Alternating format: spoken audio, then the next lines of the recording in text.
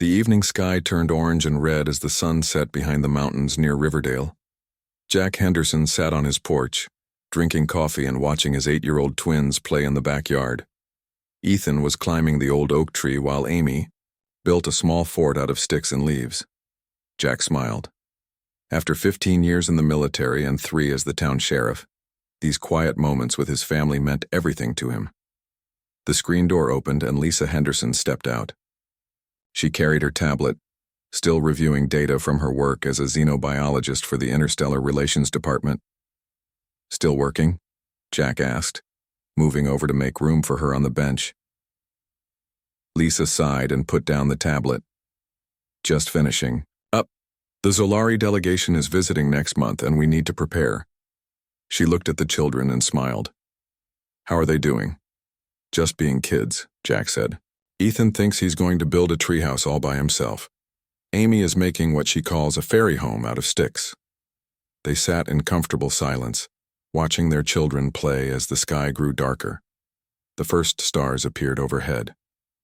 It was a perfect, normal evening in their small town life, until it wasn't. Jack noticed it first, a strange hum in the air. Then a shadow passed over the yard, blocking the stars. The children stopped playing and looked up. "Dad?" Ethan called, his voice uncertain. Jack was already on his feet. "Kids, come inside now," he said, trying to keep his voice steady. Before either child could move, a bright blue light shot down from above. It formed a circle around Ethan and Amy. The children stood frozen, their faces showing confusion and fear. "Ethan, Amy!" Lisa screamed, running toward them. Jack ran too, but the moment before they reached the edge of the light, there was a flash. When their vision cleared, the light was gone, and so were their children. "No!" Lisa fell to her knees where the children had been standing seconds before. Jack looked up at the sky. He caught a glimpse of something metallic reflecting the moonlight, before it vanished into the darkness. Jack pulled out his phone and called the emergency line at his own sheriff's office. "This is Sheriff Henderson. I need all units at my house now. My children have been taken." While Jack organized a search, Lisa examined the ground where the children had disappeared. Her scientific training took over, helping her push back her panic. She found strange footprints, 3-toed impressions that were definitely not human. Next to them was a small puddle of blue liquid that glowed faintly in the darkness. She carefully collected a sample in a small container from her home lab. Within an hour, their yard was filled with police officers, neighbors, and search dogs. Jack coordinated teams to search the surrounding woods, but deep down he knew this was no ordinary kidnapping. Lisa sat at her home lab, analyzing the blue substance through her microscope. Her hands shook as she worked, but her mind remained clear. What she discovered made her blood run cold. She found Jack directing the search teams. "Jack," she said, pulling him aside, "I know who took them." Jack dismissed the deputy he was talking to and turned to his wife. "Who?" "The Vexari," Lisa said. "The blue substance contains molecular markers specific to their biology. It's impossible to mistake." Jack's face hardened. The Vexari were a reclusive alien species known for their biological research. Humanity had limited contact with them since first contact 15 years ago. "Why would they take our children?" he asked. "Because we're Deathworlders," Lisa explained. "Humans come from a high-gravity planet with harsh conditions. Our bodies are built to withstand tremendous stress. To species like the Vexari, we're fascinating subjects for study." Jack clenched his fists. "They took our children to study them?" Before Lisa could answer, Jack's phone rang. It was Captain Ramirez from the state police. "Henderson, we're getting reports of similar abductions across the country," Ramirez said. "All children, all taken the same way. Blue light, unidentified flying craft." "How many?" Jack asked. 12 total, including your twins. The president has called an emergency meeting. The military is involved now." After the call ended, Jack looked at Lisa. "It's not just our kids. They took 12 children in total." Lisa's scientific calm broke, and tears filled her eyes. They've made a terrible mistake, she whispered. Yes, they have, Jack said. His voice was quiet but filled with steel. They don't understand what they've done. By morning, the abductions were international news. Leaders from around the world condemned the actions and demanded the return of the children. Earth's small fleet of interstellar ships was put on high alert. The families of the missing children were brought to a secure facility in Washington, D.C. In a conference room filled with military officers and government officials, Jack and Lisa Henderson sat with the other parents. Some cried quietly. Others looked shell-shocked. All had the same question. Would they ever see their children again? Admiral Grant of the Space Force stood before them. We've detected a Vexari ship leaving our solar system. We believe your children are on board. I promise. We will do everything in our power to get them back. One of the fathers stood up. What can we do? We can't just sit here while our children are out there. Jack stood as well. No, we can't. He looked around the room at the other parents. I was Special Forces for 15 years. I know some of you have military or law enforcement backgrounds too. We're not going to wait for diplomatic talks while our children are being treated like lab rats. Lisa joined her husband. I've studied the Vexari for years. I know their language, their customs, their weaknesses. Together we have the knowledge and skills to find our children. Admiral Grant started to object, but stopped. He saw the determination in the parents' eyes. The Vexari think they can take our children because we're just primitive Deathworlders, Jack continued. They don't understand what humans will do to protect their young. They've never faced a parent's fury. Lisa looked out the window at the stars. Somewhere out there, Ethan and Amy were scared and alone. The thought hardened her heart. The Vexari study biology, she said, but they've failed to study one critical aspect of human nature. We will cross the entire galaxy to save our children, and heaven help anyone who stands in our way. Jack squeezed her hand. They think they've captured interesting specimens from a death world, he said, but they've just declared war on the most dangerous species in the galaxy. He looked around, at the other parents, seeing the same fierce determination in their eyes. The Vexari just signed their own death warrant, and we're going to deliver it. 2 weeks passed after the children were taken. The world's governments came together in a way they never had before. In Geneva, representatives from every nation met in an emergency meeting. The large hall was filled with military leaders, scientists, and family members of the missing children. Jack and Lisa Henderson sat in the front row. Neither had slept much since Ethan and Amy disappeared. Jack's eyes were alert but rimmed with red. Lisa held a tablet filled with her research on the Vexari. Admiral Diane Powell stood at the podium. Her gray hair was pulled back tight, and her face showed no emotion, but her voice was firm with purpose. We have located the Vexari ship, she said. Our deep space trackers followed it to the Cygnus system. The aliens have established a research station on the fourth moon of Cygnus 6b. A murmur ran through the crowd. Cygnus was 17 light-years away. With current technology, it would take weeks to reach it. How long until a rescue mission can leave? Someone asked. Our fastest military ships could get there in 3 weeks, Admiral Powell answered. But the Vexari would detect them coming. We need something faster and stealthier. Jack stood up. I have formed a volunteer team, former special forces, pilots, and scientists.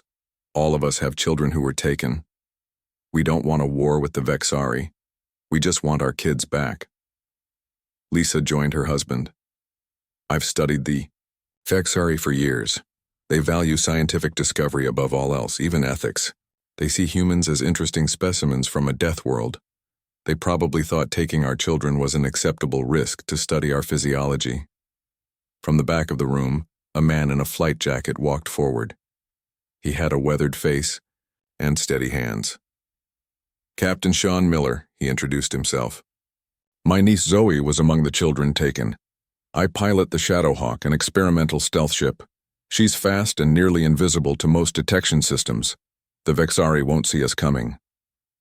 Dr. Eleanor Wright, a thin woman with short blonde hair, stepped up next. I'm Earth's leading expert on Vexari biology. Their sensory systems are very sensitive to certain frequencies of sound and light.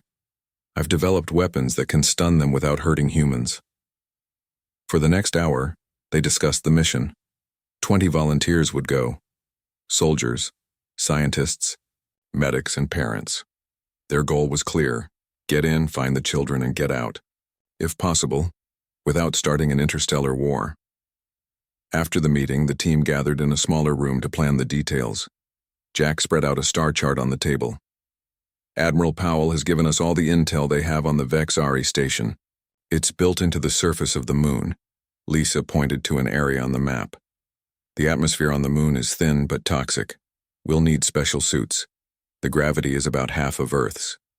Captain Miller described his ship. The Shadowhawk can carry 25 people plus the children when we find them.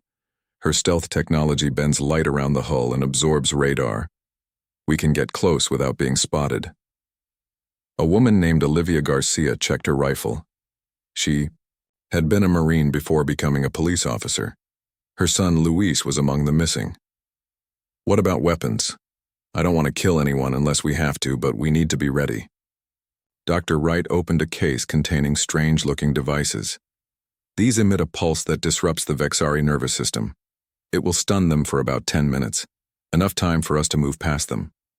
Kyle Martinez, a computer expert whose daughter was taken, examined the technology. Can we hack their systems? We need to find where they're keeping the kids quickly. Their tech is based on crystalline computing, Lisa explained. Different from ours, but I've been studying it. With the right equipment, we should be able to access their systems. Rebecca Jones, a doctor whose twin boys were missing, checked the medical supplies. We don't know what condition the children will be in. I'm bringing everything I can think of. Jack looked around at the team. They were scared, angry, and determined. The Vexari think they're dealing with simple test subjects, he said. They have no idea what's coming for them. 5 days later, the Shadowhawk left Earth orbit. The sleek black ship accelerated faster than any previous human vessel. Inside, the rescue team prepared their equipment and studied the mission plans. Lisa spent hours teaching the team about Vexari language and customs. They communicate partly through color changes in their skin. Blue means curiosity. Red means aggression. If you see them turn bright red, be ready for an attack. Jack trained with Dr. Wright's sonic weapons. They made a high-pitched noise when fired, but otherwise left no trace. Remember, we want to avoid killing if possible, he told the team. This isn't about revenge. It's about getting our kids home. At night, when most of the team was asleep, Jack and Lisa sat together in the ship's small observation room. Through the window, they watched stars streak by. Do you think Ethan and Amy are okay? Lisa asked, her voice barely a whisper. Jack put his arm around her.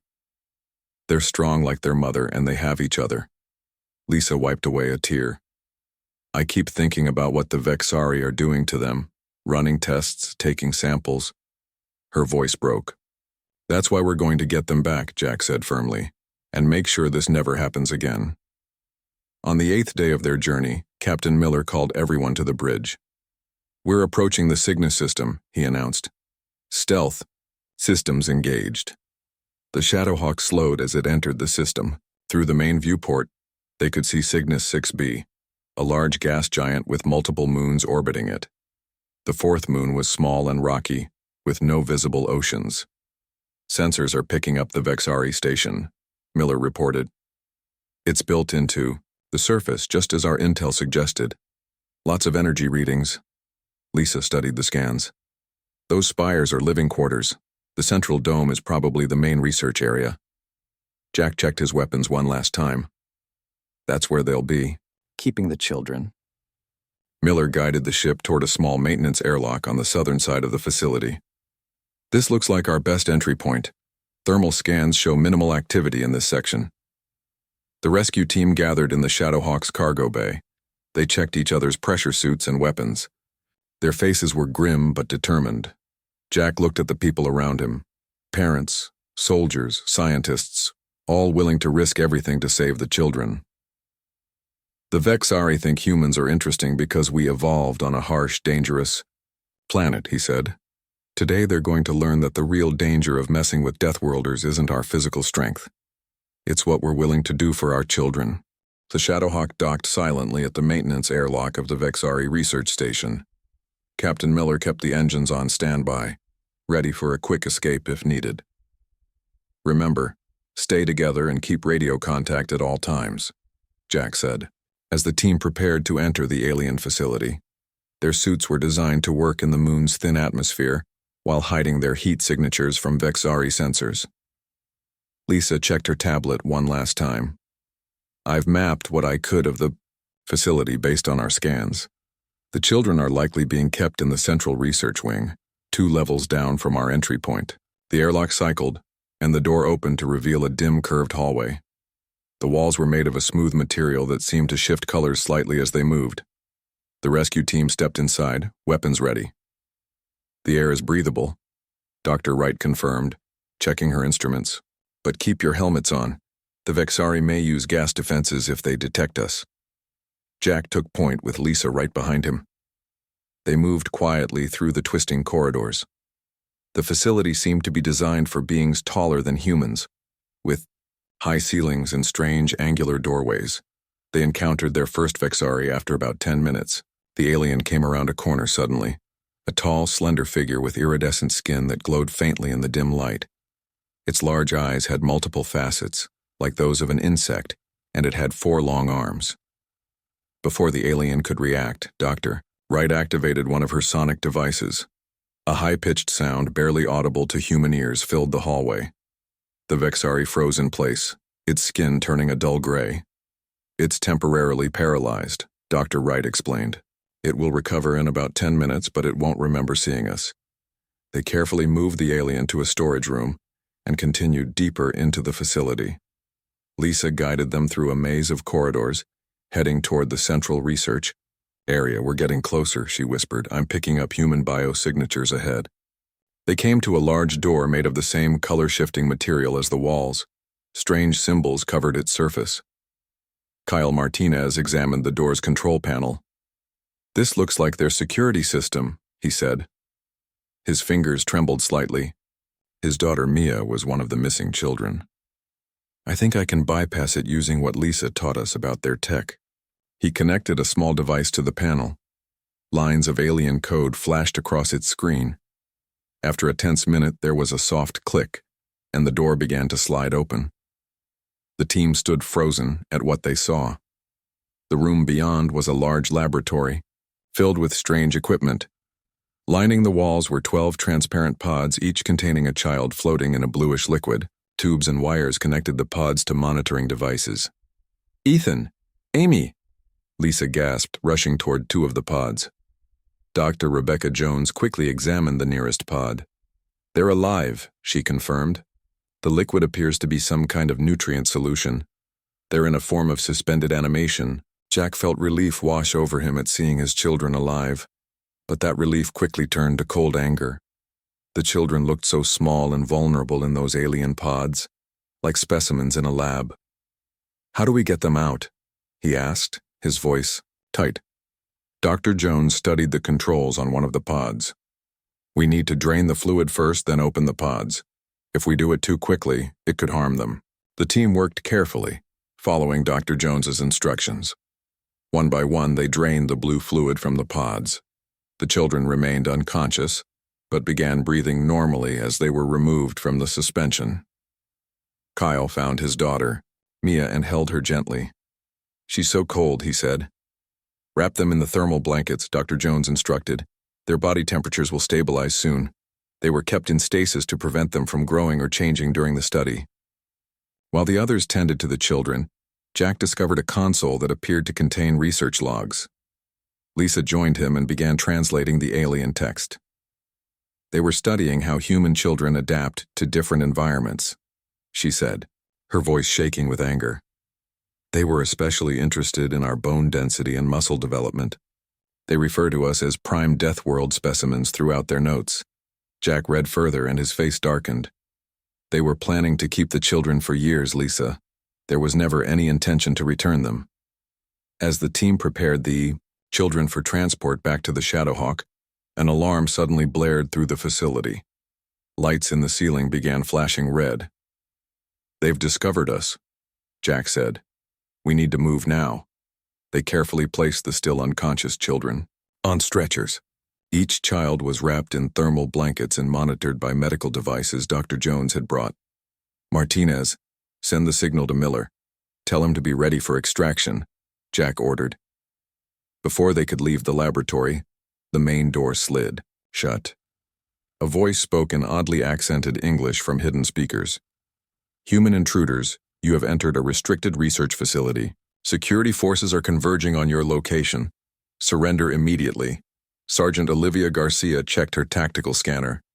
Multiple hostiles approaching from both directions, she reported. At least 20 of them. Jack looked at the team, then at the children. We can't risk a firefight with the kids here, he said. He turned to Lisa. Is there another way out? Lisa studied the facility map on her tablet. There's a service corridor that leads to a secondary airlock. It's not far, but we'll have to go through a section of their living quarters. Garcia, take half the team and the children. Get to that airlock. Miller will meet you there with the Shadowhawk, Jack decided. The rest of us will create a diversion to draw their security forces away from you. Lisa grabbed his arm. Jack, I'll be right behind you, he promised. Get our kids out of here. Garcia nodded grimly. We'll get them home, sir. You just make sure you follow us. As Garcia's group carefully moved the children toward the service corridor, Jack turned to the remaining team members. Dr. Wright, how many of those sonic devices do we have left? 5, she answered. Good. We're going to make the Vexari regret ever coming near Earth's children, Jack said, and we're going to leave them a message they'll never forget. Jack led his smaller team toward the facility's central control room. They moved quickly, using Dr. Wright's devices to incapacitate any Vexari they encountered. They could hear the alien security forces rushing past, heading toward the laboratory, where the alarm had first been triggered. They don't know we've split up, Jack said. That gives Garcia's team time to get the children out. As they approached the control center, Lisa's tablet beeped softly. I'm receiving a message from Garcia, she said. They've reached the secondary airlock. Miller is docking now. Jack nodded, relief evident on his face. Good. Now for phase 2 of our mission. Jack and his small team moved quickly through the alien facility. They needed to reach the central data core before the Vexari realized their true plan. Behind them, they could hear the sounds of security forces rushing to the laboratory where the children had been held. This way, Lisa guided them, her eyes on the facility map she had downloaded. The main control center should be through that large door ahead. They reached a set of double doors that pulsed with a faint blue light. Kyle Martinez connected his device to the control panel and bypassed the security. The doors slid open to reveal a vast chamber filled with crystalline structures that seemed to grow from both floor and ceiling. This is it, Lisa whispered. The central data core. All Vexari research and communications flow through here. In the center of the room stood a massive crystal formation, glowing with inner light and shifting colors. Around it, control panels displayed streams of alien text and diagrams. Can you access their system? Jack asked Kyle. Kyle nodded and connected his device to one of the panels. Dr. Henderson's translation software is working. I'm in their network now. Good, Jack said. Upload our message to every Vexari outpost and colony. While Kyle worked, Dr. Wright and the others set up defensive positions near the doors. It wouldn't be long before the Vexari security forces realized where they had gone. Lisa helped Kyle navigate the alien system. Make sure it goes to their High Council too, she said. We want everyone in their society to know what happened here. The message they had prepared was clear.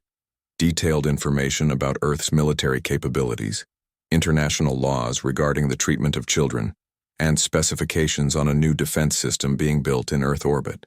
Attached was a simple statement. The children of Earth are under our protection. Any future attempt to take them will be considered an act of war. It's uploading, Kyle reported. 60% complete.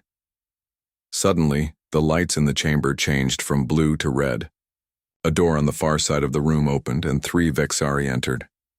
Unlike the others they had seen, these wore elaborate garments with glowing symbols. The one in the center was taller than the others, with skin that shimmered with complex patterns. "That's their facility overseer," Lisa whispered to Jack. A high-ranking scientist, the lead Vexari, stepped forward.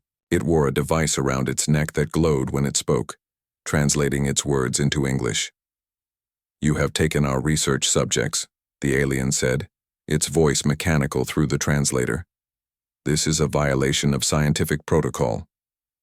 Jack stepped forward, removing his helmet to look the alien directly in its multifaceted eyes. "Those research subjects are our children," he said, his voice cold and clear. "Taking them was a violation of every law and moral code we have."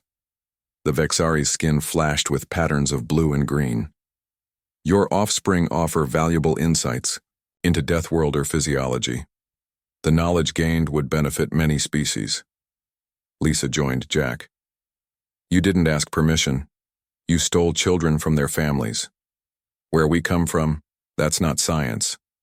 It's a crime." The alien seemed genuinely confused. "Permission? The subjects were ideal for our research. Their developing systems provide optimal data." "Upload complete," Kyle said quietly from behind them. Jack smiled grimly at the Vexari overseer. "We've just sent a message to every colony and outpost in your civilization. It includes details of Earth's military capabilities and a warning. Touch our children again, and we will consider it an act of war." The overseer's skin turned a pale yellow. "You risk interstellar conflict for mere research subjects." "They're not research subjects," Jack said firmly. "They're our children, and yes, we would start a war to protect them. Remember that before your kind makes this mistake again." The Vexari studied Jack's face, then Lisa's. Its skin shifted through several colors as if processing this information. "Your protective instinct exceeds our calculations," it said finally. "Most species do not react so strongly." "That's what you failed to understand," Lisa explained. "Humans don't just survive our harsh world. We fight with everything we have for those we love. Your studies missed that crucial element." Jack's radio crackled. "Henderson, this is Garcia. All children are aboard the Shadowhawk. Miller says we need to leave in 5 minutes before their patrol ships return." "Copy that," Jack responded. He looked back at the Vexari overseer. "We're leaving now. If you try to stop us, we'll be forced to use more aggressive measures." The overseer made a gesture to its guards, who lowered their weapons. "Take your young. We will reconsider our approach to your species." Jack nodded, then turned to his team. "Let's go. Secondary extraction point, double time." As they moved out of the control center, Dr. Wright looked back at the overseer. "I added something extra to our message," she said quietly to Jack. "A detailed analysis of Vexari physiology, including their vulnerabilities to certain frequencies and compounds, just in case they need a reminder of what would happen if they came back." The team moved quickly through the facility. They encountered no resistance. The overseer had apparently ordered security forces to stand down. They reached the secondary airlock where Captain Miller waited with the Shadowhawk. As they boarded the ship, Jack and Lisa rushed to the medical bay where the children were being monitored by Dr. Jones. Ethan and Amy lay on medical beds, still unconscious but with steady vital signs. "They're doing well," Dr. Jones assured them. "I've given them something to help them wake up gradually. They should regain consciousness in a few hours once we're safely away from here." Lisa touched Amy's face gently, then Ethan's. "We got them back," she whispered, tears in her eyes. "Captain, get us out of here," Jack ordered over the ship's comm system. The Shadowhawk detached from the airlock and moved away from the moon's surface. Its stealth systems engaged, making it nearly invisible against the backdrop of space. On the bridge, Captain Miller watched his sensors carefully. No pursuit. "I think they got the message." The parents gathered in the medical bay, keeping watch over their children. Some cried quietly. Others simply sat in silence, holding small hands. The rescue team members who weren't parents stood guard, still watchful even as they left the Vexari station behind. Jack looked around at the children they had rescued. 12 young lives that might have been lost, treated as nothing more than interesting specimens. The thought made his jaw clench. What happens now? Kyle asked, sitting beside his daughter's bed. What if the Vexari tell other species about us? What if someone else tries to take our children? Jack's eyes were hard. Then they'll learn the same lesson. Earth is a death world, and we're deathworlders. But it's not our strength or our speed or our adaptability that makes us dangerous. He looked down at his sleeping children. It's what we're willing to do for those we love. The Shadowhawk accelerated toward Earth, carrying its precious cargo home. 1 month passed since the rescue mission. The Henderson family sat on their porch watching the sunset. Ethan and Amy played in the yard, chasing fireflies as evening fell. They looked like normal 8-year-old twins again, but small changes remained. Amy would freeze sometimes, staring at the sky with fear in her eyes. Ethan had nightmares that made him cry out in the dark. Lisa watched her children with a mixture of joy and worry. They're getting better, she said quietly to Jack. The therapist says they're making good progress. Jack nodded, his eyes never leaving the twins. They're strong, stronger than the Vexari ever understood. Inside the house, Jack's secure phone buzzed. He answered it and listened for a moment. I'll be right there, he said, then turned to Lisa. That was Admiral Powell. The Vexari have made contact through diplomatic channels. 20 minutes later, Jack sat in his home office, facing a secure video screen. Admiral Powell's face appeared. Along with several government officials Jack recognized from the mission briefings. Sheriff Henderson, Admiral Powell began.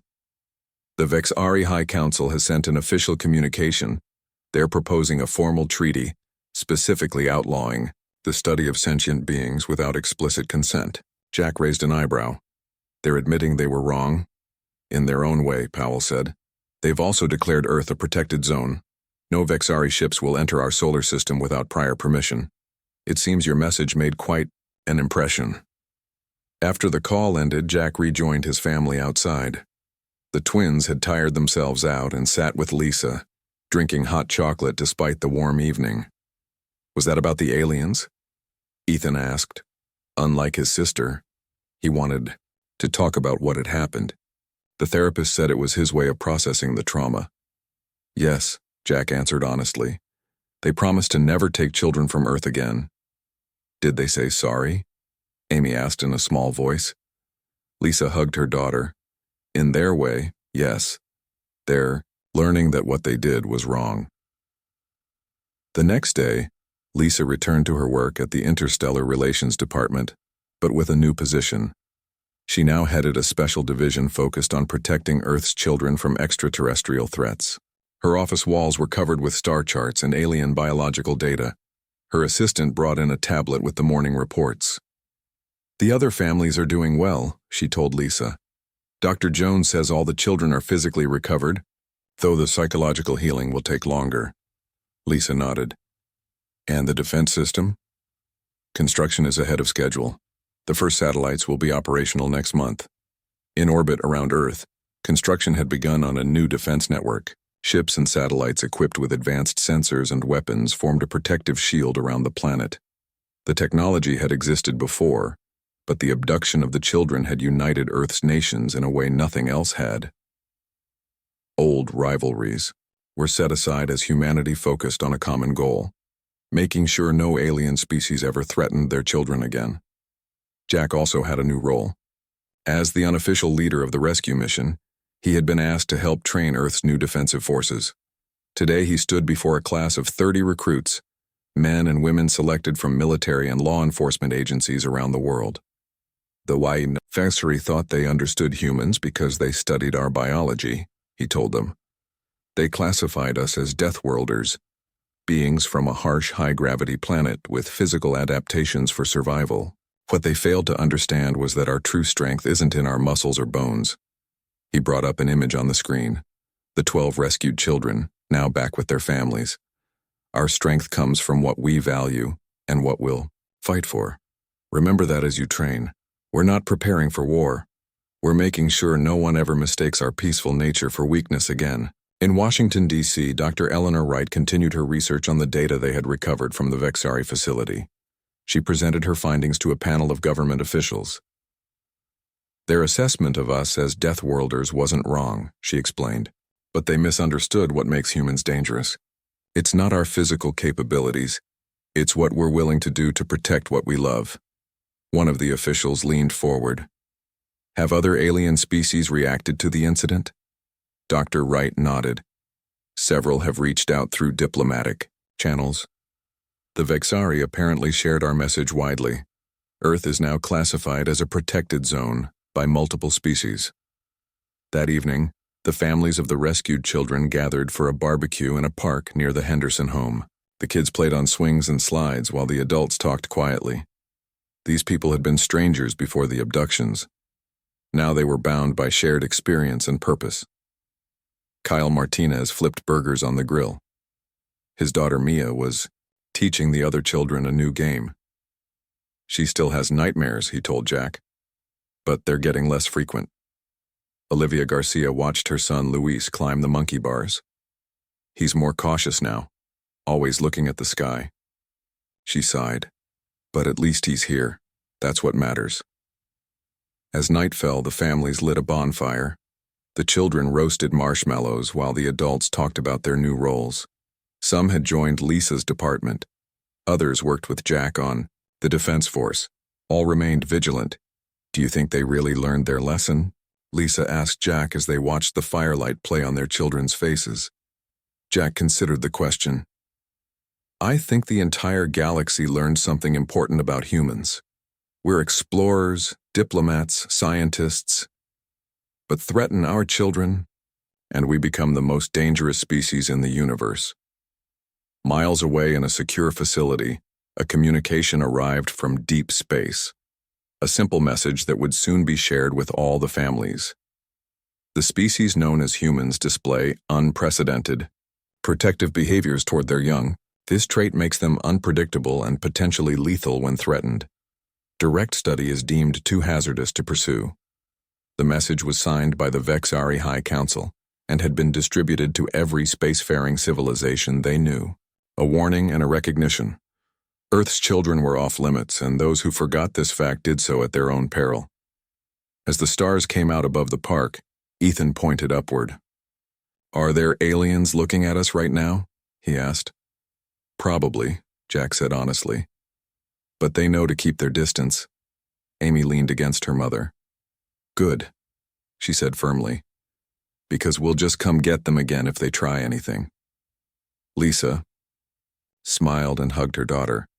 From the mouths of children, the simple truth that the Vexari and the galaxy beyond had learned at great cost: never threaten the children of a death world. Their parents will cross the stars to bring them home.